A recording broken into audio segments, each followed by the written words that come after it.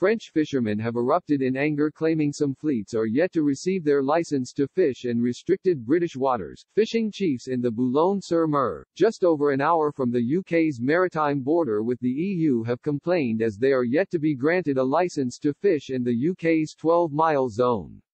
Oliver Lepretre, chairman of the Regional Fisheries Committee, stressed the local fishing industry was more than 70% dependent on British waters for artisanal fishing, and 96% for deep-sea fishing. He said that local fishermen had suffered from a double punishment when it came to fishing in UK waters since Brexit. This, Mr. Lepretre claimed, was because of a ban from heading into English waters, forcing them to operate at a loss. The fishing chief also said there was a lack of fish in the English Channel, adding, the French, the Dutch, the Belgians share a small space. There is therefore a phenomenon of overexploitation of the resource because all the boats are concentrated in the same area. At the moment, the fish are disappearing at high speed.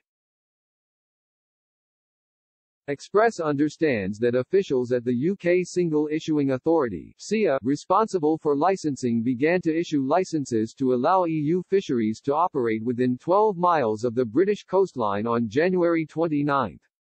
Since the application process opened, more than 80 licenses to fish in the 12-mile zone have already been granted.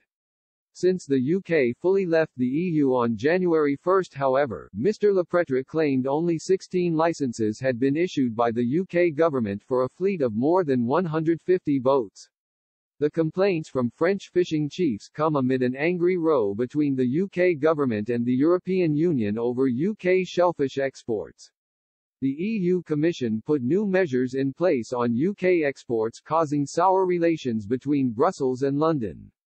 Environment Secretary George Eustace said Brussels' decision to place barriers on live UK shellfish exports was indefensible. He said there is no legal barrier to prevent the trade, and has called on the European Commission to abide by existing regulations. The row led to Michael Gove saying he would not rule out blocking the approval of licenses for EU vessels, including France. Speaking in the Commons, he told MPs, "It is important that we reserve our own rights when it comes to making sure that EU lives up to its side of the bargain." Chief Brexit negotiator Lord Frost blamed the severely strained tensions with the European Union on Brussels struggling to accept a genuinely independent actor in their neighbourhood.